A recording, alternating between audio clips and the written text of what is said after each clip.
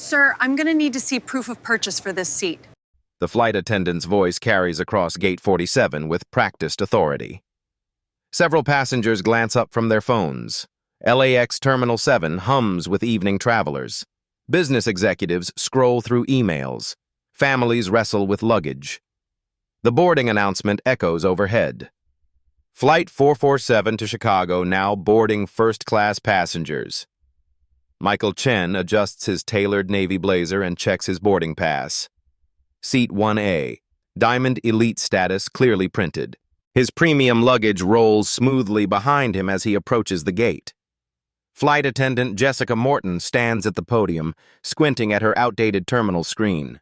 The display flickers intermittently, a known issue with the aging gate equipment that's been causing booking information to load incorrectly. "The system's showing a discrepancy with your seat assignment," Jessica explains, tapping the malfunctioning screen. Her supervisor has been pressuring staff all week about fraudulent upgrades after several incidents with counterfeit boarding passes. Other first-class passengers, mostly white, male executives, board without question, their information displaying correctly on Jessica's temperamental system. Michael's jaw tightens slightly. A teenage passenger nearby raises his phone, initially filming friends but now capturing the unfolding situation. "Let me refresh this," Jessica mutters, but the screen freezes completely. "I'm sorry, but without system confirmation, I can't authorize first-class boarding." Michael's voice remains level. The boarding pass clearly shows Seat 1A with Diamond Elite status. "I understand, but company policy requires digital verification for premium seating." Jessica's response follows protocol, but her assumption that the well-dressed black man might be attempting fraud reflects deeper bias. A few passengers watch with growing interest. The teenage live streamer, Marcus Johnson, notices his viewer count climbing from 8 to 47 as people share his stream. Michael pulls out his phone as a text appears. "Board meeting moved to 9 a.m. Thompson Industries merger depends on your presence."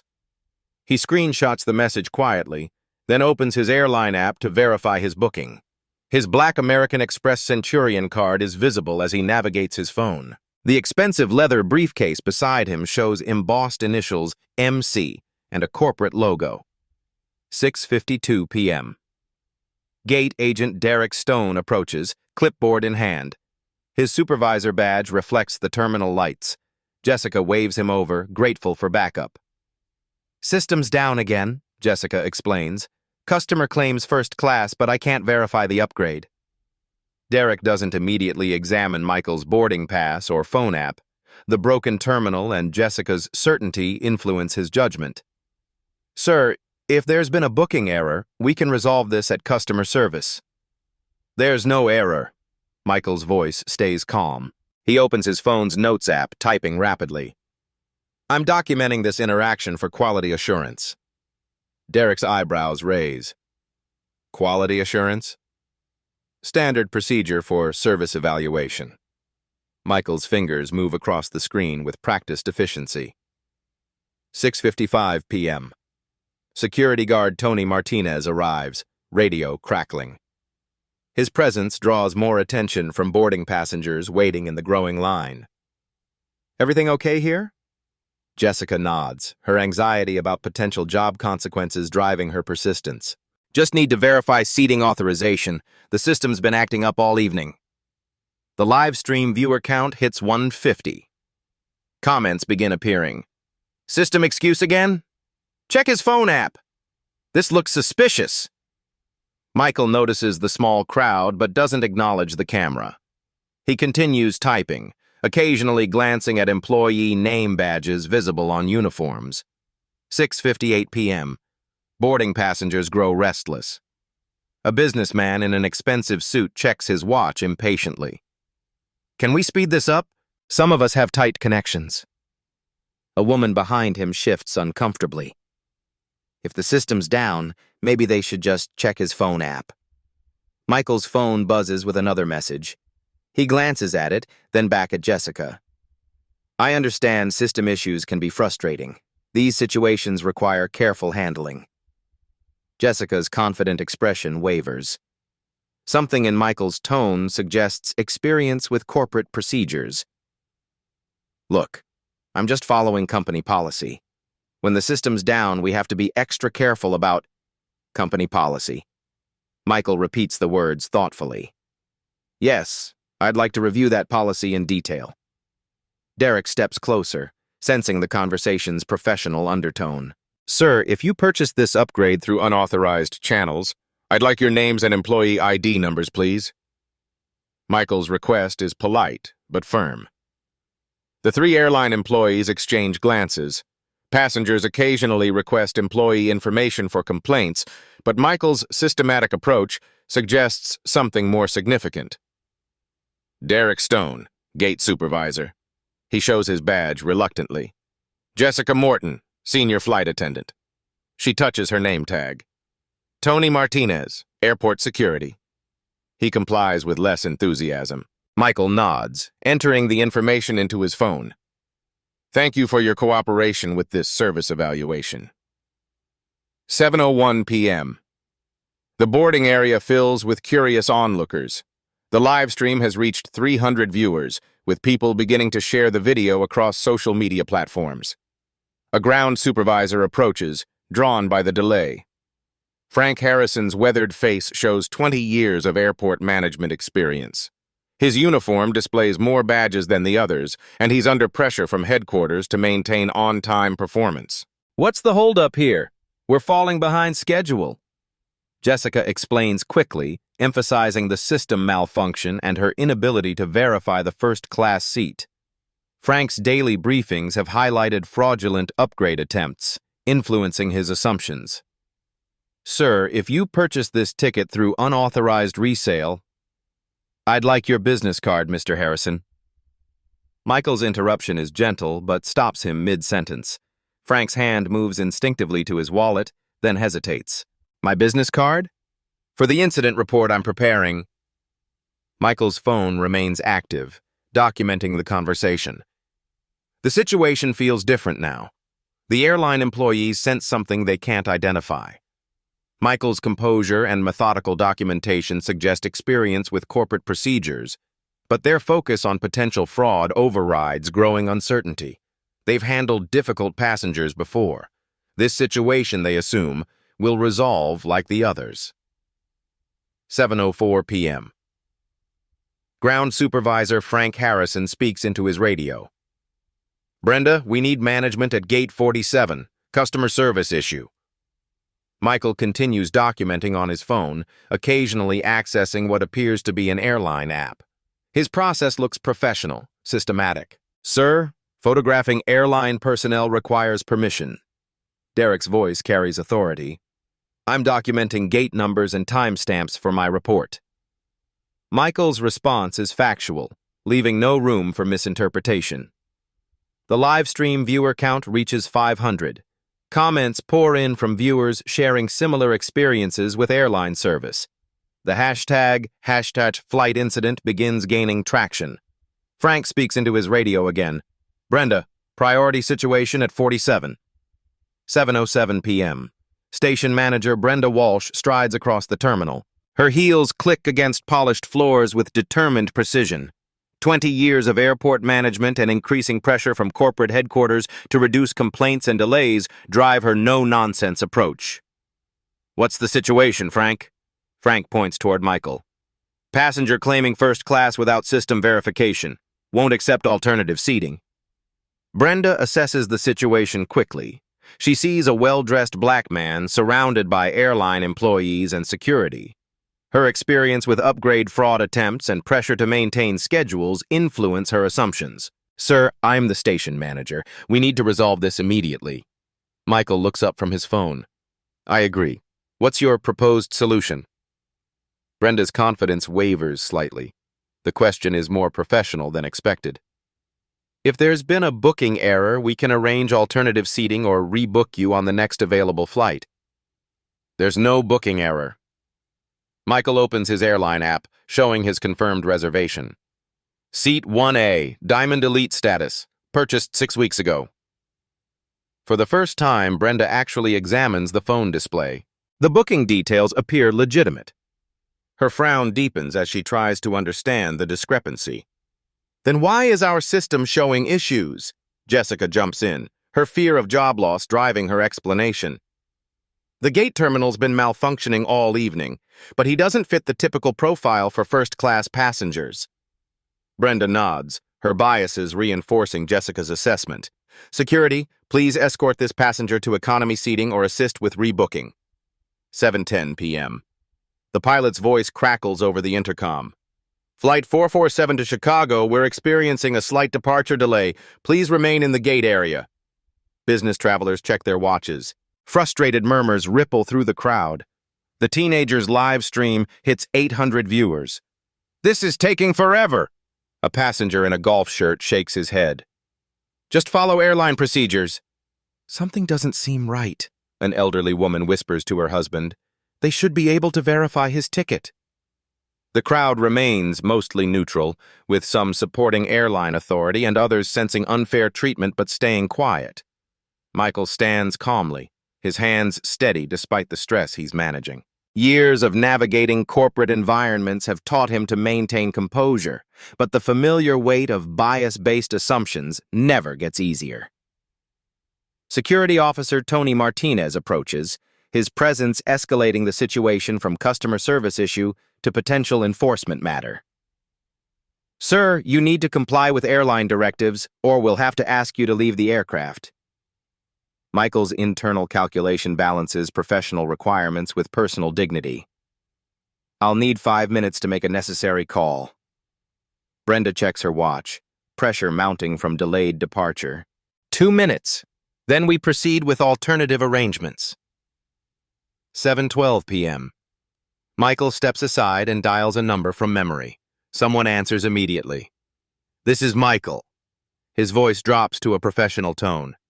We have a service evaluation situation at LAX. Flight 447 confirmed. The airline employees watch with growing concern. Something about Michael's phone posture suggests this isn't a personal call. Activate Executive Audit Protocol. Michael's words are precise, businesslike. Full documentation package. I need everything recorded. Frank leans toward Derek. What's Executive Audit Protocol? Derek shrugs, but his expression shows increasing worry. Difficult passengers don't usually reference internal corporate procedures. Michael ends the call and returns to the group. Thank you for your patience. This will be resolved shortly. Brenda glances at her watch. Sir, your time is up. Security will now escort you. Actually, I think we should wait. Michael's interruption is calm but firm. The resolution is already in motion. 7:15 p.m. The boarding area fills with tension. Passengers shift restlessly. The live stream audience grows to 1,200, with people sharing the video across social media platforms.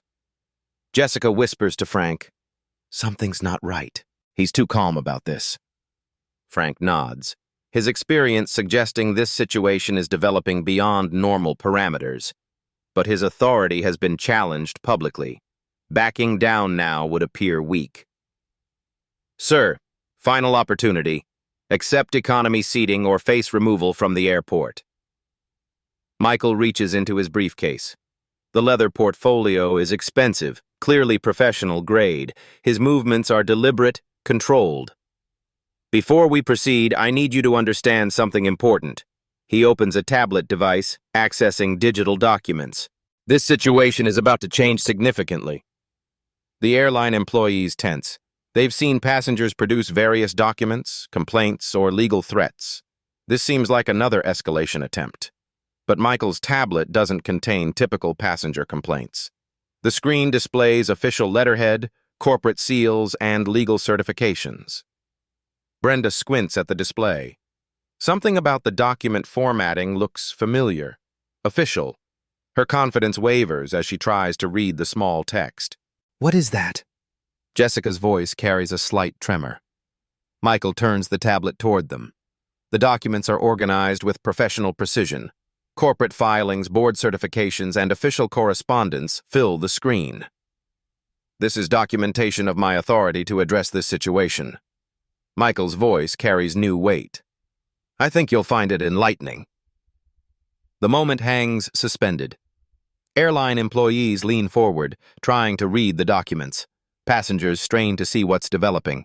The live stream audience holds its collective breath. Michael's true identity is about to reshape everything. But first, he allows the tension to build. Years of facing assumptions based on appearance have taught him the power of strategic timing. Are you prepared to see who you've been talking to? He asks. The question hangs in the air. Frank's radio crackles with calls from other gates. Brenda's phone buzzes with notifications. The situation they thought they controlled is about to expand beyond their comprehension. Michael's calm expression holds information that will transform this moment from customer service dispute to corporate crisis. But he gives them one last second to maintain their assumptions. Then he reveals everything. 7:15 p.m. Michael turns his tablet screen toward the airline employees. The first document displays official letterhead that makes Jessica's breath catch. Skyline Airlines, Board of Directors. Frank's clipboard slips slightly in his grip. Brenda leans forward, reading the digital text. The corporate seal is unmistakable, clearly authentic. Michael's finger highlights the document title as he reads, Michael Chen, Chief Executive Officer, Skyline Airlines Incorporated. The silence feels heavy. Jessica's face drains of color. Derek's mouth opens without sound. Tony Martinez instinctively steps backward. That's impossible, Brenda whispers. Michael swipes to another document, showing a corporate identification profile. His photo appears beside the airline's logo, with executive clearance levels and board designations clearly visible. Is it?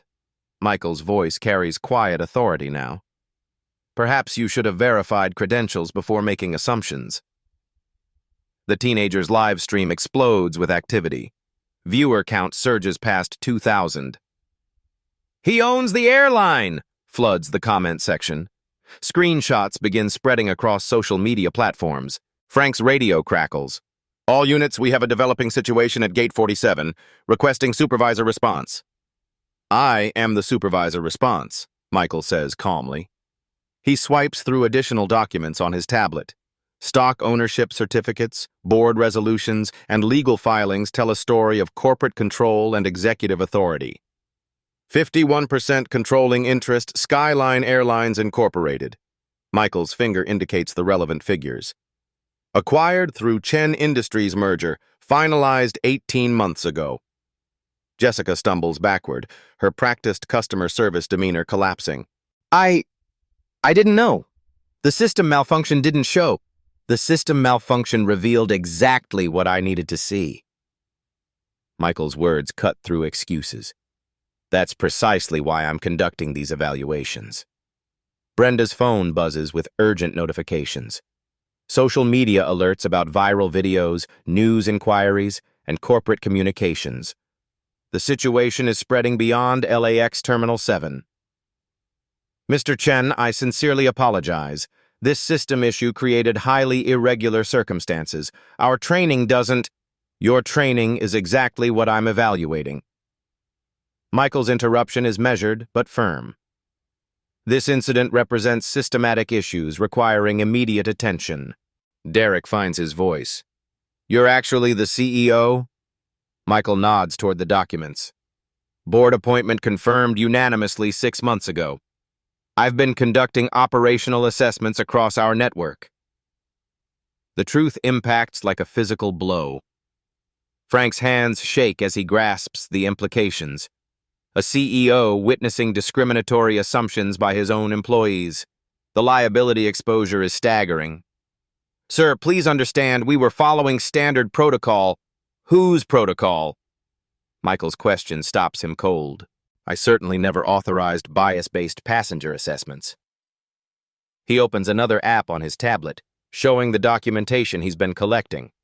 Audio recordings, time-stamped photos, and detailed notes of the entire interaction. 37 similar incidents documented across 6 airports in the past 4 months. Michael's voice remains calm, but the authority behind it is unmistakable.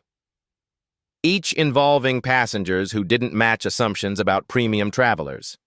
The live stream audience grows to 3,500 viewers. News outlets begin reaching out to the teenage filmmaker. Skyline. Incident starts trending regionally. Jessica's legs feel unsteady. We can fix this. We can make this right. Yes, Michael agrees. We can, but it requires acknowledging the scope of the problem. He displays additional documents on his tablet. Legal compliance requirements, federal anti-discrimination statutes, and industry regulations cover the screen. Title VII of the Civil Rights Act, Section 1981, Americans with Disabilities Act. Michael's legal knowledge is precise, comprehensive, all applicable to this situation. Brenda's phone rings. The caller ID shows corporate headquarters. She declines the call, but 3 more immediately follow. The social media attention is already impacting our operations, Michael observes, checking his phone. Customer service inquiries up 300% in the last 20 minutes. Frank's radio erupts with calls from other gates, supervisors, and security personnel. The viral video has reached airline management at multiple levels. What do you need from us? Tony Martinez asks quietly. Michael's answer surprises them. I need you to understand what just happened. Not just the immediate situation, but the systematic pattern it represents. He opens a comprehensive document on his tablet. The pages contain detailed analysis of service complaints, customer feedback patterns, and operational issues across the airline's network. This wasn't coincidental. This was an evaluation. Michael's revelation changes everything again. I've been conducting bias assessments across our system for months. The airline employees realize they've been participating in a deliberate evaluation. Their responses, their assumptions, their treatment of Michael, all of it was being measured against corporate standards. You planned this? Jessica's voice is barely audible.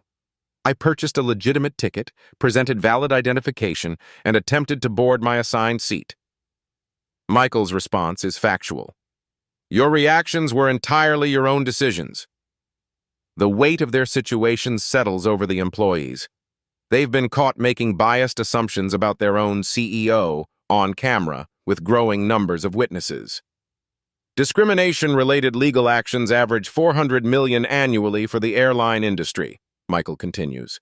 Individual incidents carry potential penalties up to $200,000 per case. Brenda's phone shows 30 missed calls from corporate headquarters, legal departments, and communications teams. The situation has escalated beyond airport management. Our current legal exposure from documented incidents exceeds $7.4 million. Michael's numbers are precise, concerning. That's assuming we only face civil penalties. Frank's radio crackles again. All supervisors report to station command immediately. Priority situation. They're looking for me, Michael notes. Corporate headquarters has been monitoring this evaluation in real time. The live stream hits 5,000 viewers. Regional news networks begin breaking news alerts. The story spreads across social media platforms within minutes. Derek's voice cracks. What happens now? Michael closes his tablet carefully. Now we have a choice. We can continue the patterns that led to this moment, or we can implement systematic change. He looks at each employee individually. Jessica, you assumed I was attempting fraud despite system issues that could have been resolved differently. Derek, you supported that assumption without thorough investigation. Frank, you escalated to security without examining all available evidence. Brenda, you ordered removal without considering alternative explanations. Each observation lands with precise accuracy. No emotion, no anger, just documented facts. Tony, you prepared to remove me for the action of attempting to board with a valid ticket. Michael's gaze settles on the security officer. Each of you made choices based on assumptions rather than evidence. The employees stand in uncomfortable silence. Their operational procedures and passenger assessment methods have been exposed as fundamentally flawed. But this isn't about punishment, Michael continues. It's about understanding how systematic bias operates and developing better approaches.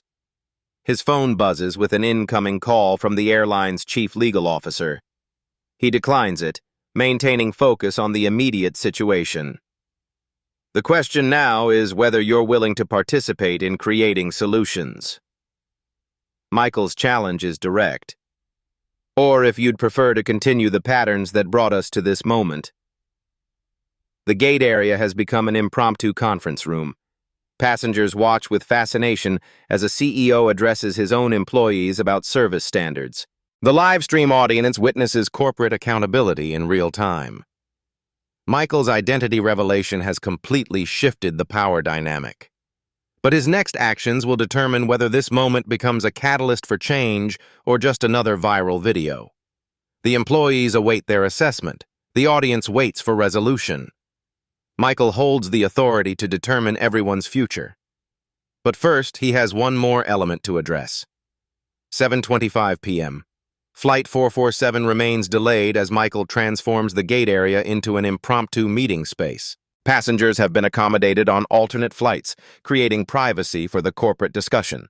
Jessica, Frank, Brenda, Derek, and Tony stand in a semicircle facing Michael. The gate's fluorescent lighting creates a formal atmosphere, emphasizing the gravity of the situation. Captain Rodriguez emerges from the aircraft, drawn by the unusual delay. His weathered face shows confusion as he surveys the scene. "What's happening here? Why haven't we departed?" Michael turns toward him. "Captain, I'm Michael Chen, CEO of Skyline Airlines. We're addressing a significant operational issue."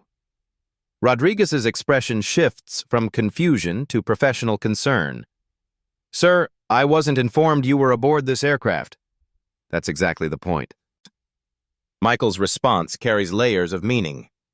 "Please join us. Your perspective will be valuable." The captain takes a position near the group, his presence adding weight to the proceedings.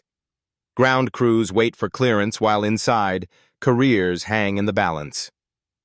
Michael opens his tablet again, displaying documents across the screen. Financial reports, compliance analyses, and industry statistics fill the display. Skyline Airlines generated $2.3 billion in revenue last year. He indicates the relevant figures. Our market share represents 23% of domestic passenger traffic. The employees listen in stunned silence. These numbers represent the corporate entity they've potentially damaged through their actions. Discrimination-related legal actions cost the airline industry approximately $400 million annually. Michael's finger traces the statistics. Viral discrimination incidents typically impact stock values by 3 to 8%. Brenda's phone continues buzzing with urgent calls. Board members, legal teams, and crisis management specialists are mobilizing across the corporate network. Our current documented service issues span 6 airports involving 37 separate incidents over 4 months. Michael's data is comprehensive, troubling. Each case represents potential compliance violations. Frank's voice is barely audible. 37 cases? Including tonight's incident, yes. Michael's confirmation is matter of fact. The pattern is systematic, not isolated. He displays another document set. Federal regulations, civil rights statutes, and enforcement guidelines fill the screen. Title VII violations carry maximum penalties of $200,000 per incident for companies our size. Michael's legal knowledge is precise, professional. Additional statutes provide supplementary exposure. Derek's hands shake as he grasps the scope of potential liability. We could face millions in penalties. We are facing millions in potential penalties. Michael's correction is factual. Current calculated exposure exceeds $7.4 million in federal sanctions alone. Captain Rodriguez leans forward. Sir, I had no awareness of these incidents. Flight crews aren't typically involved in gate operations. Correct, Captain. Flight operations aren't the issue. Michael's response absolves the aircraft crew. This is a ground services and customer interaction problem. He turns attention back to the airline employees. The question becomes, what are we going to do about it? Jessica finds her voice. We can change. We can learn better approaches. Can you? Michael's question challenges assumptions. This wasn't a mistake or misunderstanding. This was a pattern of behavior based on unconscious bias. He plays audio recordings from his tablet. I have documented evidence of similar incidents across our network. Employees using comparable language, making similar assumptions. The recordings play through the tablet's speakers. Voices of airline staff at different airports, different dates, but remarkably similar discriminatory responses.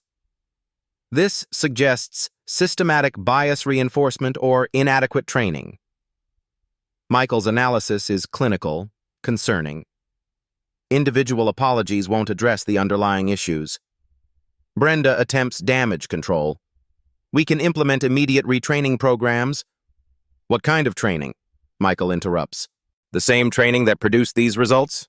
He displays additional documents on his tablet. Training materials, corporate policies, and employee guidelines create a digital trail of institutional challenges.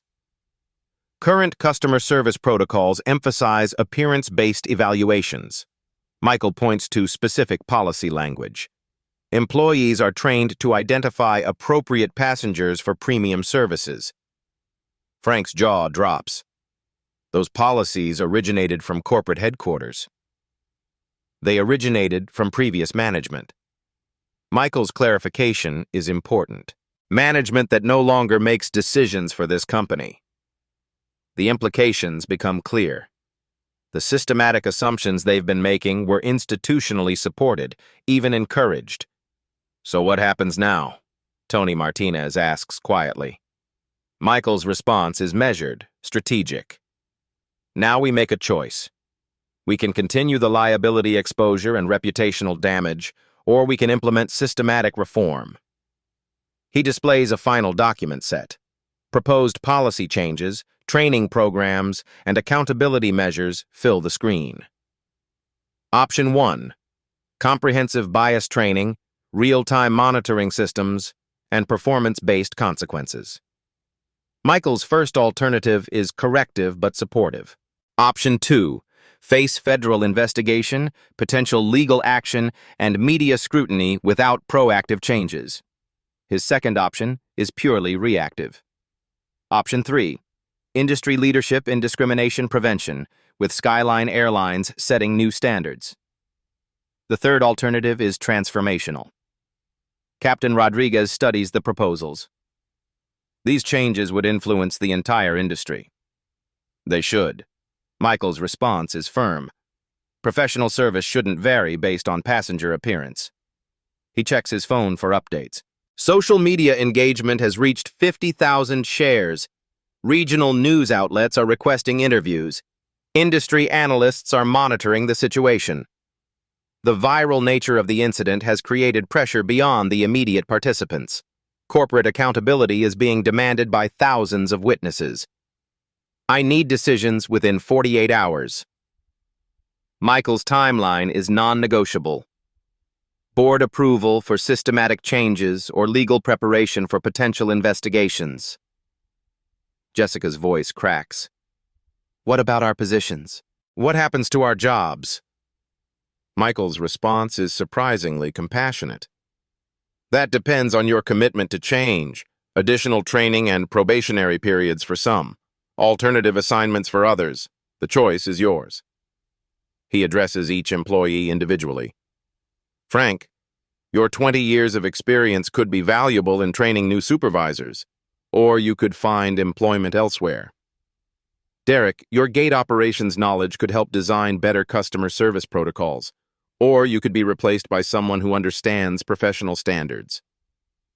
Jessica, your passenger interaction skills could be redirected toward inclusive service, or you could be reassigned to positions with less customer contact. Tony, security procedures need updating to prevent discrimination escalation. You could be part of that solution. Each employee faces a career-defining choice: adapt to new standards or face the consequences of their documented behavior. Brenda, your management position requires immediate decision-making. Michael's final assessment is the most crucial. Station managers will lead cultural change or be replaced by leaders who will. The corporate confrontation has reached its climax. Authority has been revealed, accountability demanded, and choices presented. The employees must decide their futures. I need verbal commitments tonight. Michael's demand is final. Written agreements within 24 hours. The gate area falls silent except for the hum of air conditioning systems. Outside, ground crews wait for clearance. Inside, a corporate transformation is taking shape. Michael's phone buzzes with a call from the airline's chief operations officer. He answers on speaker. Mr. Chen, we've been monitoring the situation. Operations is standing by for your instructions. Prepare implementation documents for option 3, Michael responds. Full industry leadership initiative. The employees realize their CEO has already made his choice. The question is whether they'll be part of the solution or casualties of the change. Captain Rodriguez stands. Sir, do you need the aircraft for further discussions? No, Captain. We'll continue these conversations in the conference room. Michael begins organizing his documents. Please prepare for normal operations. The confrontation is ending, but the real work is just beginning. 7:45 p.m. The gate area transitions back to normal operations as Michael moves the discussion to a private conference room. His phone shows 45 missed calls from corporate headquarters, but he maintains control of the immediate situation. Before we discuss consequences, I want to understand motivations. Michael's approach surprises the employees. Jessica, why did you assume I was attempting fraud? Jessica's response is halting, but honest. I've seen passengers try to use invalid upgrades. When the system showed problems, I assumed. You assumed what? Michael's question forces specificity. That it was another fraudulent attempt. Jessica's admission reveals her unconscious bias patterns. Based on what evidence? Michael continues probing. The silence stretches uncomfortably. Jessica's assumptions, when articulated, sound obviously prejudicial. I made assumptions about who typically flies first class. Jessica's answer exposes the core problem. So you determined my credibility based on appearance? Michael's follow-up is surgical. Jessica stops, realizing the trap her own words have created. Michael turns to Frank. Your supervisor training included appearance-based passenger assessments? Frank nods reluctantly. We were taught to identify potential issues and unusual passenger behavior. Based on what criteria? Michael's investigation continues. Behavior patterns, documentation issues, system inconsistencies. Frank's list reveals flawed training approaches. And you applied those criteria to me how? Michael's question demands self-examination. The employees begin understanding their actions through Michael's perspective. Their professional judgment was systematic discrimination. Here's what's going to happen. Michael's tone shifts to decisive leadership. Jessica, you're reassigned to training department pending completion of 40-hour bias prevention certification and customer service recertification. Jessica's relief is visible. Reassignment is manageable. Termination wouldn't be. Frank, you're transferred to ground operations with mandatory sensitivity counseling and diversity training. Frank nods acceptance. The transfer stings but maintains his employment. Derek, you'll continue in your current position with probationary status and required bias prevention certification. Derek's minimal involvement earned him the lightest consequences. Tony, security protocols need updating. You'll work with our compliance team to develop discrimination prevention procedures. Tony's expertise becomes part of the solution rather than the problem. Brenda, your management position requires immediate decision. Michael's final judgment carries the most weight. Voluntary resignation with positive references or termination hearing with full documentation. Brenda's choice is clear. I'll submit my resignation tonight. Good. Michael's response is professional, not vindictive.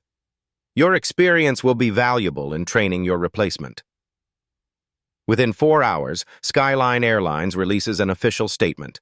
The company acknowledges the incident, apologizes for employee behavior, and announces comprehensive discrimination prevention measures.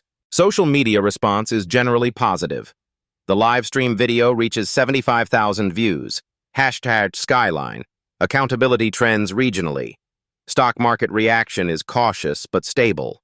Analysts note the proactive approach to discrimination prevention as evidence of strong corporate leadership, though they emphasize the need for sustained implementation. Michael's phone buzzes with interview requests from business news networks. Harvard Business Review expresses interest in featuring his systematic approach to bias elimination. The industry is watching, he tells the remaining employees. Other airlines are beginning to examine their own policies. Within 1 week, 2 competing airlines announce new discrimination prevention initiatives. Michael's approach gains attention as a potential industry model. The Executive Audit Protocol launches across all Skyline properties, a systematic approach to documenting and addressing bias incidents. AI-powered monitoring systems track customer service interactions for discriminatory language patterns. A customer reporting app provides direct escalation to executive leadership. Anonymous bias reporting protects employees who witness discrimination. Comprehensive diversity training becomes mandatory for all customer-facing positions. Unconscious bias awareness certification is now a hiring requirement. The changes represent systematic reform, not individual punishment. Michael's approach transforms corporate culture through structural modification. This is about creating environments where discrimination can't flourish, he explains to the media. Individual accountability matters, but systematic change prevents future incidents. 6 months later, the results show promise. Discrimination complaints across the Skyline network have decreased 65%. Customer satisfaction ratings among diverse travelers have improved measurably. Jessica completed her certification and returned to customer service in the training department. Her approach to passenger interaction transformed completely. She now helps develop training materials for new employees. Frank's ground operations role utilized his airport experience while removing him from customer-facing decisions. His insights helped design better discrimination prevention protocols. Derek's probationary period ended with commendation for improved passenger relations. His gate operations serve as a model for other stations. Tony's security procedure updates are being reviewed by other airport authorities. His discrimination prevention training has been adopted by several security companies. Michael's approach becomes a business school case study. Strategic disruption of institutional bias is taught in ethics and leadership courses. The incident's viral nature created lasting cultural impact. Travelers share experiences with reformed airline policies. Social media celebrates companies that prioritize equality. Other industries examine similar bias elimination strategies. Hotels, restaurants, and retail companies study Michael's systematic approach. The live-stream teenager, Marcus Johnson, receives a scholarship to study business communications. His viral video becomes a documentary about corporate accountability. Michael's journey from discrimination target to industry reformer inspires corporate leaders facing similar challenges. His keynote speeches fill auditoriums with people seeking change strategies. One person's courage can create systematic transformation, he tells audiences.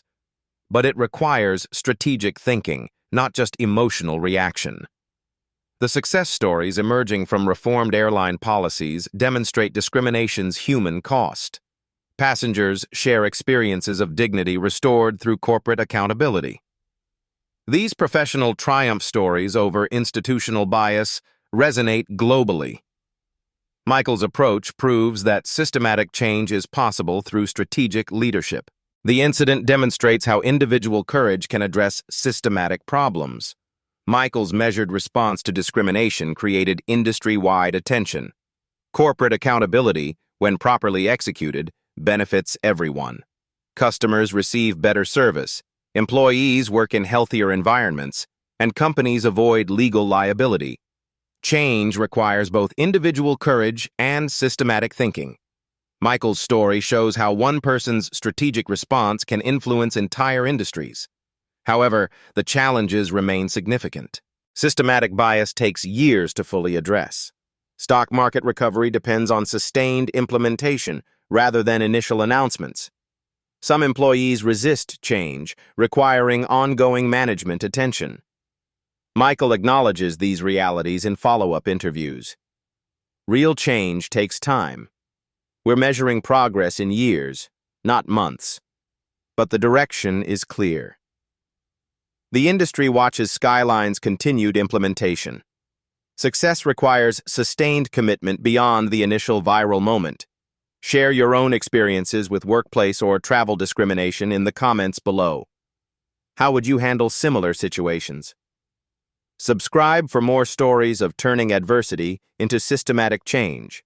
Together, we can create more equitable systems for everyone.